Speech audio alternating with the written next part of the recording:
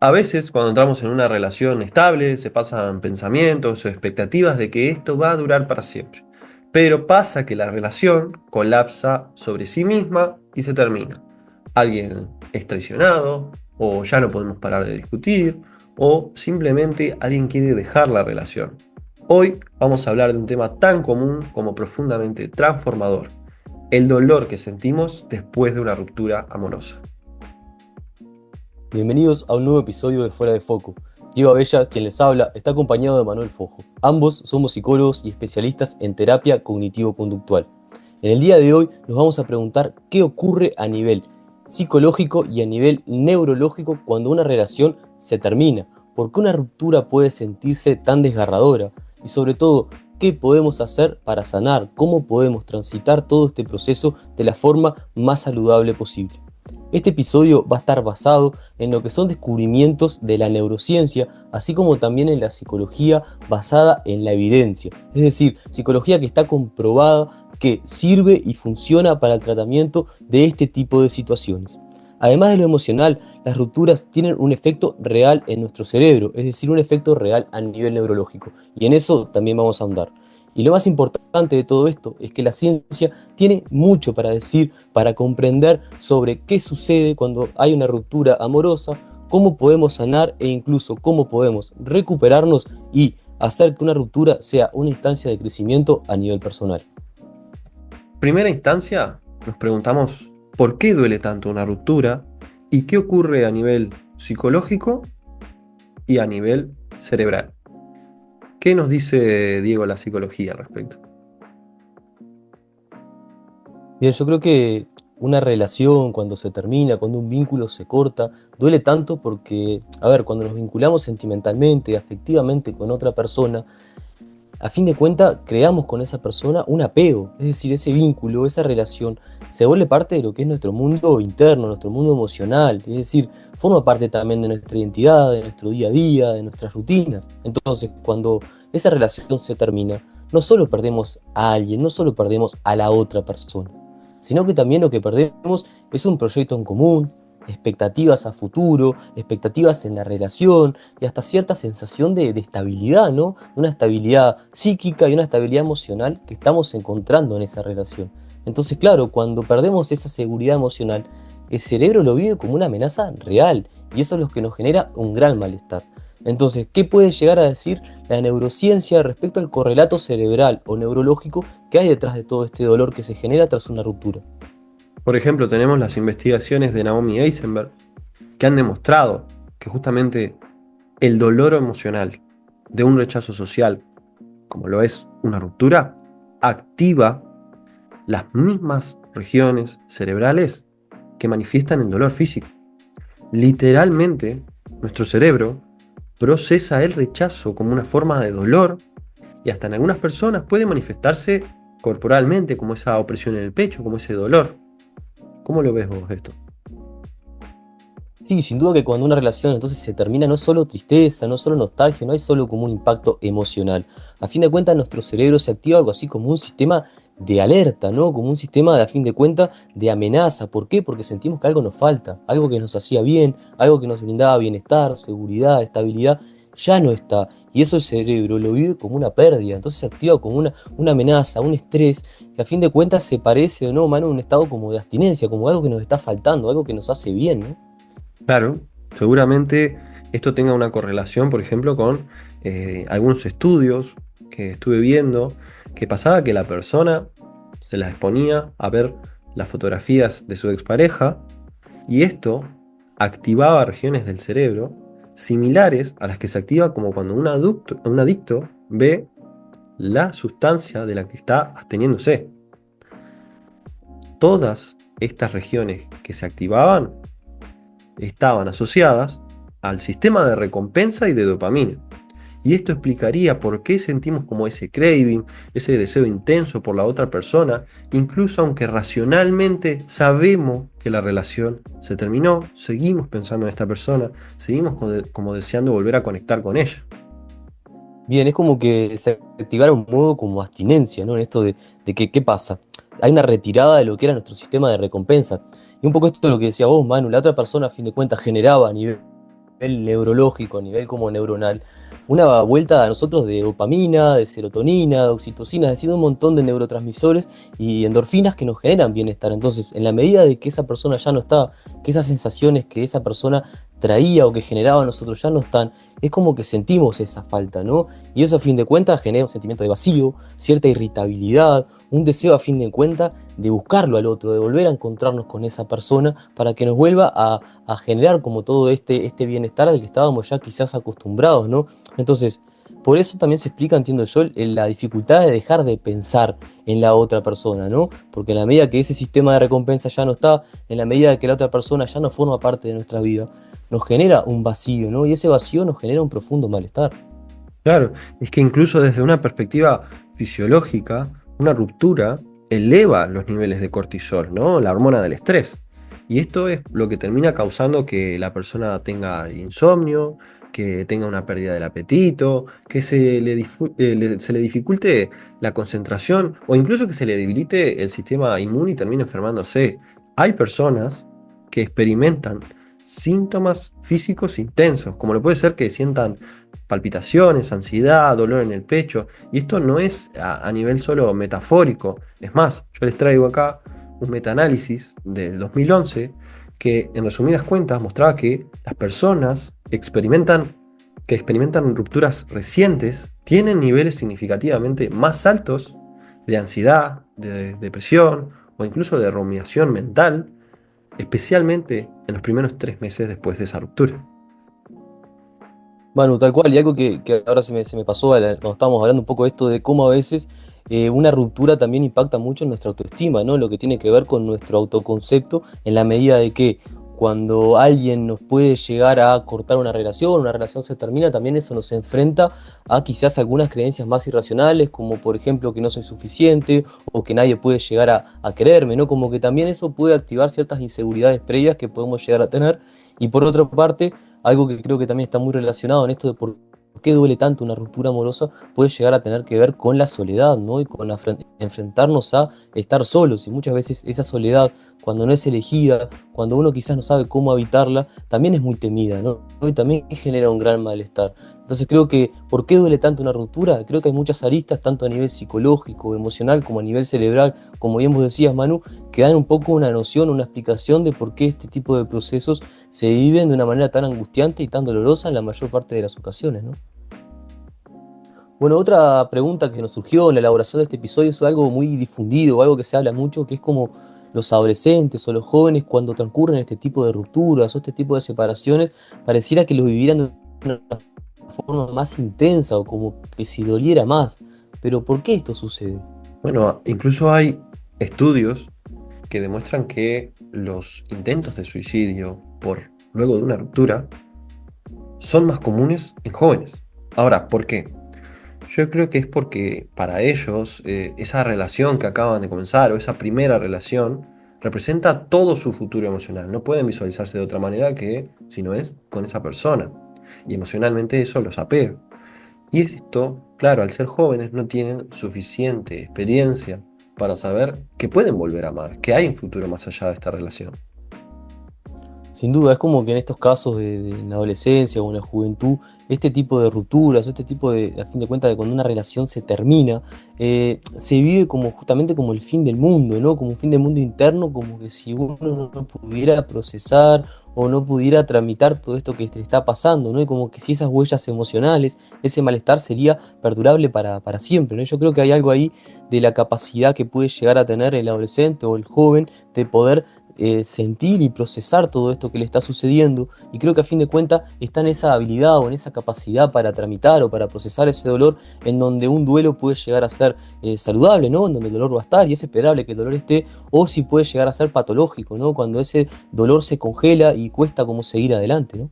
E incluso es esperable que los jóvenes quizás no tengan todas esas herramientas por su falta de experiencia en las relaciones, ¿no? Entonces es lógico que más allá de las capacidades que puedan tener ya anteriores, no las tengan todas y por eso quizás pasen por más dolores que no se esperaban, porque es su primera experiencia. Sin duda, nadie tiene las herramientas de forma innata, digamos, y es parte también como de nuestro desarrollo, de nuestra madurez emocional y vincular el hecho de poder aprender a tramitar esto de una manera más saludable. Y entiendo que de igual forma la edad no es un factor determinante en la capacidad o en las herramientas que podemos llegar a tener para tramitar este tipo de eventos, ¿no? Otra pregunta que nos surgió y que también es algo que se debate o que se habla mucho es, ¿los hombres y mujeres procesamos diferente el duelo? Bueno, yo para esto les traigo un estudio en el que se le pedía tanto a hombres y mujeres como participantes que describieran el dolor físico y emocional de una ruptura, y se encontró que las mujeres tendían a estar más afectadas negativamente por las rupturas y por ello mostraban niveles más altos de dolor físico y de dolor emocional, pero a pesar de que parecía que las golpeaban más fuerte, a las mujeres estas tendían a recuperarse más completamente. Sin embargo, los hombres, por su parte, rara vez se recuperaban por completo.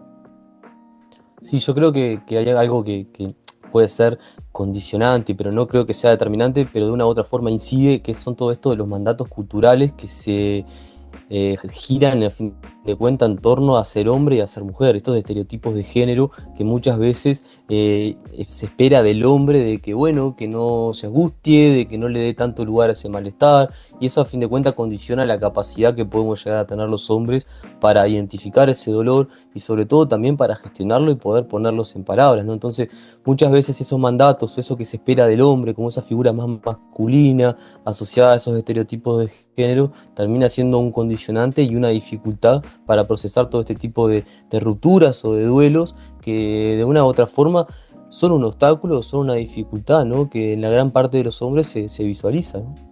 Yo creo que al final esto se correlaciona con varias cosas, ¿no? Estos mandatos, si bien no son determinantes, creo que se correlaciona principalmente con cuán cómodo uno se siente sintiendo sus emociones, seas hombre o mujer.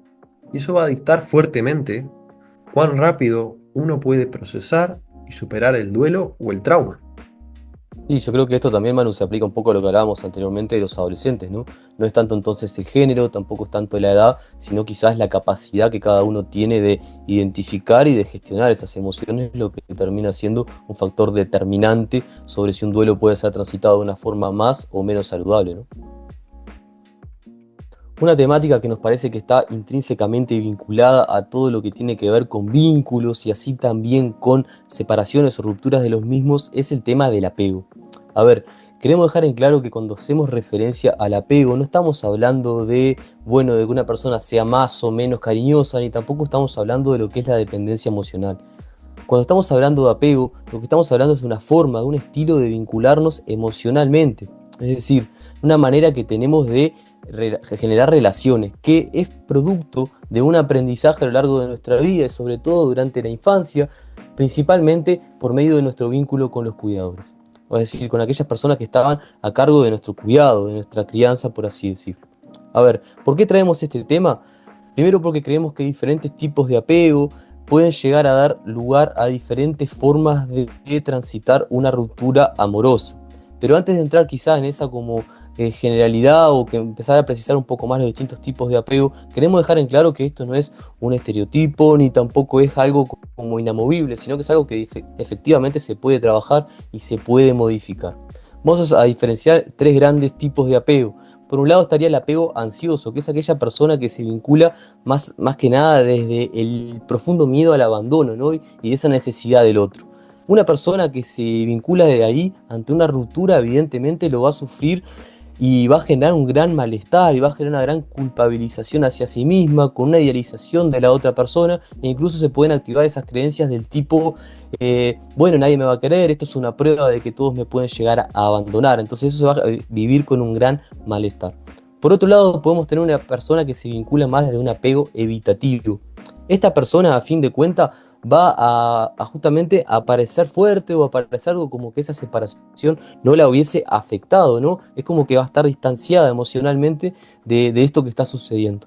¿Qué es lo que pasa con eso? Que esa desconexión le va a impedir, a fin de cuentas, tramitar todo este proceso, tramitar toda esta ruptura de una forma saludable. ¿Por qué? Porque no se va a permitir sentirla y procesarla. Entonces, de una u otra forma, puede ser esa persona que, como una manera de transitar esta separación, vaya a buscar otros distractores o hacer como que si nada hubiese sucedido. Sí, por otro lado también tenemos una persona que quizá desarrolle un apego seguro, que esto quiere decir que esa persona no vaya a sentir dolor, no, sino que esa persona, a fin de cuentas, va a tener la capacidad quizás de darle lugar a esas emociones, de poder ponerlas en palabra y de transitar esta separación de una manera quizás más saludable. Entonces, dicho un poco esto de cómo los distintos tipos de apego pueden influir en cómo la persona puede transitar una ruptura amorosa, ¿qué puede llegar a decir la neurociencia respecto a esto? ¿Hay un correlato cerebral en esto de la teoría del apego? Y claro, hay un correlato. Es más, según la neurociencia, nuestro cerebro organiza nuestras relaciones más significativas a través de distintos mapas de conexiones que se sostienen en tres puntos: el espacio, el tiempo y la cercanía.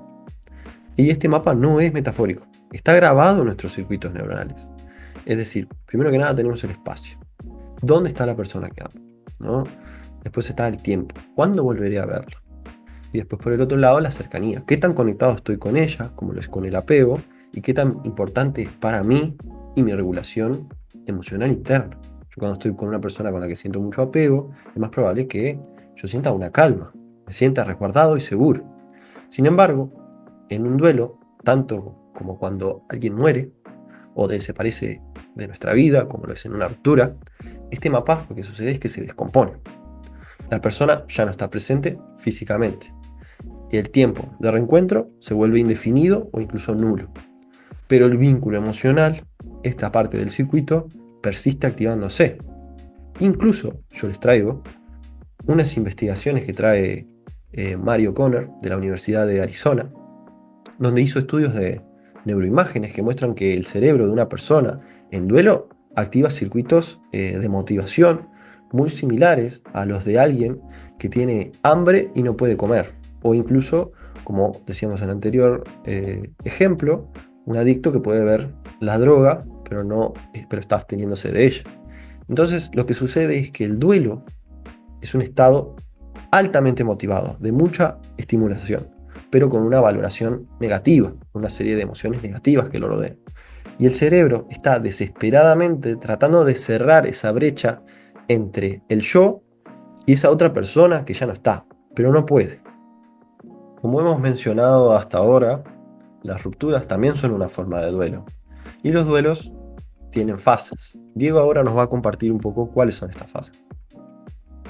Bien, al transitar una ruptura y un proceso de duelo que implica toda pérdida, se habla de fases como que toda persona iría atravesando para transitar lo que sería esta ruptura, ¿no? Antes que nada, nos parece importante dejar muy en claro que estas fases de las que vamos a hablar no son lineales, ¿sí? Hay un solapamiento de esas fases, incluso puede ser esto de ir y volver, como ir avanzando en ese proceso y luego quizás volver a una etapa más inicial, para que no se hagan una idea que esto es como una secuencialidad que habría que transcurrir para que esto sea saludable. No es así. Pero sí se hablan de distintas fases más clásicas que vamos a comentar un poco de qué manera se pueden llegar a transitar o qué podemos esperar en estas distintas fases, que serían la negación, la tristeza, la ira, la negociación, para por último llegar a la aceptación.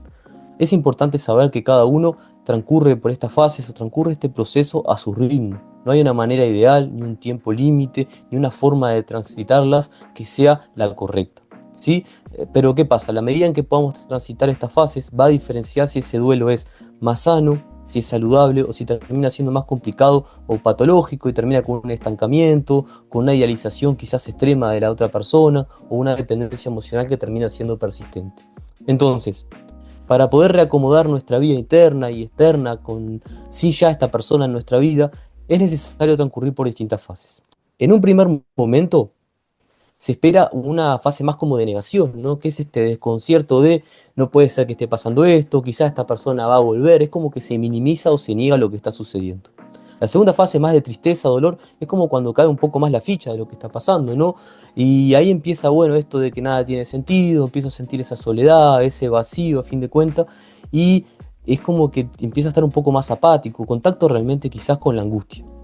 Una tercera fase quizás sería el tema de la ira y de la culpa, ¿no? Cuando ya empieza a sentir enojo y empieza a decir por qué me hizo esto, por qué esta persona procedió de esta manera conmigo, no me merecía esta cuestión, se busca como una causa o se busca culpas o culpables.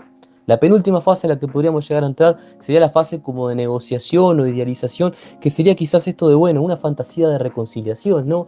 Quizás esta persona vuelve y si yo cambio esto, quizás la relación mejoraría y podríamos volver. Es como es que está esa fantasía de que se podría volver a hacer una relación que quizás recordamos más idealmente, ¿no? Como que solemos idealizar y quizás minimizamos lo que no funcionaba. Es como ese recuerdo del vaso medio lleno, por así decirlo. Por último, ya se esperaría que el desenlace, por así decirlo, de todo este duelo, de todo este sentir o de todo este malestar que se generó a partir de la ruptura, sería con la aceptación y la reconstrucción de nuestra vida. ¿Qué quiere decir con esto? Que se acepta que la relación terminó, ¿no? Por más de que duela, eso es una realidad. Podemos, a fin de cuentas, con mayor claridad y con menos intensidad emocional, poder generar nuevas metas, nuevos proyectos, es decir, sentirnos mal es parte del camino, ¿no? No es un signo de retroceso, pero se espera que en algún momento podamos reacomodar nuestra realidad a esta nueva situación en donde la otra persona no está y en donde este vínculo terminó. Entonces, partimos de la negación, la tristeza, la ira, la negociación para poder, por último, llegar a la aceptación de que esta relación terminó y poder, a fin de cuentas, avanzar y no quedarnos congelados en el dolor. Manu, ¿qué pensás un poco de esta fase, de la no linealidad de las mismas y cómo también podemos pensar de que es necesario transcurrir todo esto para poder asimilar esa ruptura, ¿no? Estoy totalmente de acuerdo contigo de que estas fases no son lineales, que son como escenarios que a veces se solapan, se puede sentir una cosa y la otra, e incluso se pueden sentir otras emociones, como puede ser el alivio, la felicidad.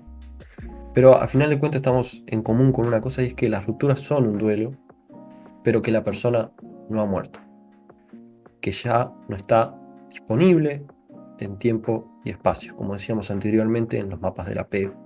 El problema es que, a diferencia de una muerte, no hay un corte definitivo. Y hoy en día, en la sociedad en la que vivimos con redes sociales, podés chequear su perfil porque sigue activo. Podés revisar sus fotos, podés ver sus historias, saber que sigue existiendo. Entonces el cerebro nunca termina de procesar que ya no está esta persona disponible. Y como no podemos acceder a ella, tenemos que dejar ir. Porque sabes que continuar con esta persecución está fuera de contexto y no es saludable, ¿no? A pesar de que uno extraña a esa persona y la quiera de nuevo en su vida. Y esto dificulta justamente las capacidades que tiene nuestro cerebro de remapear esto. Este circuito de deseo sigue activado, pero no se puede completar, porque no logro cerrar esa brecha entre yo y la otra persona. Es como tener el aroma de la comida sin poder comerla. Es como esa frustración motivacional pura. Ese anhelo que duele tanto, es la motivación del cerebro intentando acceder a quien en realidad ya no está disponible. Es como estirar la mano en el desierto buscando un vaso de agua que no existe. Por eso el duelo genera niveles tan elevados de activación sistémica, automática, genera taquicardia, genera como esa tensión muscular y el insomnio. Un dato clave es que las redes sociales perpetúan esa motivación. Entonces nos mantienen atrapados en ese loop de expectativa y pérdida y recordar que es una pérdida. Entonces dejar ir en este contexto es también dejar de mirar, dejar de seguir, dejar de volver a revisar y revisar las redes sociales de esta persona que ya no está disponible para ti. Tal cual, Manu. Y una pregunta que surge mucho es esto de, bueno, ¿es posible después de una relación quedar en buenos términos, ¿no? Y hay algo que es interesante, que justo también lo hablábamos un poco en el vivo de ayer, es esto del mito de la amistad inmediata, ¿no? De, bueno, terminar una relación y enseguida querer, bueno, si no pasó nada como violento, si no pasó nada como algo muy, muy grave, como esto de, bueno, podemos quedar como amigos de una forma inmediata, ¿no? Y nosotros creo que en ese sentido lo que consideramos que esto es muy relativo, ¿no? Y depende mucho del vínculo, depende mucho de las personas que estén implicadas, cómo haya sido la ruptura y cómo está emocionalmente cada uno, ¿no? Yo creo que no hay una regla en ese sentido y entiendo que lo más importante es preguntarme si en este momento estoy apto o estoy preparado para poder llevar adelante una amistad con esta persona que el día de ayer fue mi pareja y también si esto me ayuda a aliviar o si en realidad me genera malestar, ¿no? ¿Qué pensabas un poco de esto, Manu, de este mito de la amistad inmediata y cómo a veces eso quizás nos puede llegar a llevar a forzar, ¿no? Querer vincularnos desde un lugar que capaz que no estamos todavía preparados o que quizás no nos hace bien, ¿no? Yo creo que en realidad, ante la decepción de una ruptura, buscar apaciguar esto y simplemente porque terminamos en buenos términos, la búsqueda de una relación de amistad, no es conveniente porque quizás no termina de procesar. Otra vez sigo perpetuando esta motivación del reencuentro y quizás puedo hacerme ideas, sea de forma automática o sea de forma consciente, de entablar algo más o perpetuar la esperanza de volver a reconectar con esta persona o que se dé cuenta de que valgo la pena, que en realidad por algo esta relación se terminó. Ahora, pasado un tiempo no quiere decir que no se pueda establecer una amistad, sin embargo hay que hacerlo con la claridad y con la genuina y auténtico deseo de ser amigos de esta persona, ¿no? Para no terminar siendo un intento más escondido de volver a reconectar a esta persona y que esta persona vuelva a conectar conmigo. Más allá de esto, tienen más Sin información duda, Manu, yo en creo. nuestro vivo de Instagram, que nos pueden encontrar. Mi Instagram es @psi.manuelfojo. Y tenemos también el de Diego, ¿cómo es tu Instagram? @sic_Diego Abella. Manu, ahora pensaba también que esto es muy importante lo que vos decís, lo que puede llegar a una confusión de roles o a quizás no darnos el espacio necesario para transitar un duelo, ¿no? Y respecto a esto también algo que salía era esto del contacto cero, ¿no? Y también creo que es un momento que podría estar bueno dejar en claro que el contacto cero puede ser una herramienta muy útil, ¿no? Para poder sanar, sobre todo en lo que son las primeras etapas de la ruptura y cuando todavía estamos quizás muy vulnerables, ¿no? A ver, también un poco lo que planteábamos, ¿no? Lo que no es una regla obligatoria, pero sí que puede ayudar a cortar ese circuito de dolor, a evitar quizás recaídas como podrían ser el llamar o escribir a una persona que ya dijo que no quiere estar en nuestra vida, ¿no? Y para a veces, a partir del contacto cero, generar ese espacio que nos permita empezar a reconstruirnos, ¿no? Pero nuevamente volvemos a remarcar que cada caso es único y hay rupturas en donde se puede mantener un vínculo más saludable y otras en donde lo mejor es tomar distancia total. Y en ese caso puede ser situaciones en donde hayan habido diferentes formas de violencia. Perfecto, yo estoy de acuerdo. Creo que igualmente la gente suele tomarse el contacto cero de una forma muy drástica. No es siempre necesario, creo que va por grados, depende de la vinculación, depende del tiempo que hayamos estado en pareja, depende si tenemos otros compromisos, como lo puede ser hijos, grupos de amigos, familiares con los que seguimos vinculándonos, negocios, etcétera. Entonces, esto se puede abordar por grados. Quizá no necesito bloquear directamente a la persona y dejarla pagando o bustearla, simplemente tengo que poder archivar aquellas fotos que tenemos juntos para no cruzarme con ellas en mi galería o incluso silenciar sus historias para no estar volviendo a activar lo que es este circuito de la motivación y recirculando información que me estimula, a fin de cuentas, de alguna u otra manera. No necesariamente para volver con ellas, pero quizás que me genera un movimiento emocional que no necesito por una persona que en realidad ya no está disponible románticamente para mí.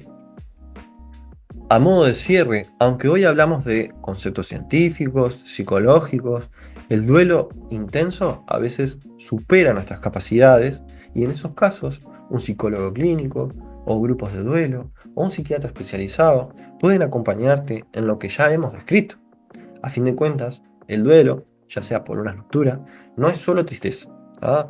Es un proceso de reestructuración emocional, psicológico y hasta, como decíamos, neuronal. No se trata de olvidar, sino de poder reconfigurar lo que nos está sucediendo. Entonces sabemos que una ruptura amorosa, una ruptura de un vínculo, evidentemente va a doler y puede doler muchísimo, ¿no? No solo entonces por lo que la relación termina, sino también por todas aquellas expectativas, o sea, aquello que nosotros depositábamos en esa persona y en ese vínculo. Entonces se puede generar un gran malestar. El duelo lo que puede hacernos llegar a sentir por medio de esa angustia es que quizás nunca se termine, ¿no? Como que no seríamos lo suficientemente fuertes para poder afrontarlo, para poder transitarlo y seguir adelante, ¿no? Pero en este sentido queremos decirte algo que es muy importante, que tiene que ver con que todo esto se puede trabajar, sí podemos mejorar, entender qué es lo que realmente sucedió para poder así llegar a sanar. En el próximo episodio vamos a meternos de lleno en todo esto, en cómo podemos transitar todo este duelo de una manera saludable, de una manera que sea favorable para nosotros, qué cosas nos pueden llegar a ayudar para eso, cuáles en realidad pueden terminar siendo un obstáculo, ¿no? ¿Qué estrategias podemos entonces utilizar para que esta instancia de ruptura, esta instancia de separación, sea una oportunidad de aprendizaje, de reconstrucción y de crecimiento? Si sentís que este episodio te sirvió, tanto para vos o para una persona allegada o que conocés que está transitando un proceso de separación, te invitamos a que lo puedas compartir y a que le digas que el próximo episodio vamos a estar de lleno en cómo podemos sanar un proceso de duelo. Nos vemos en el siguiente episodio de Fuera de Foco.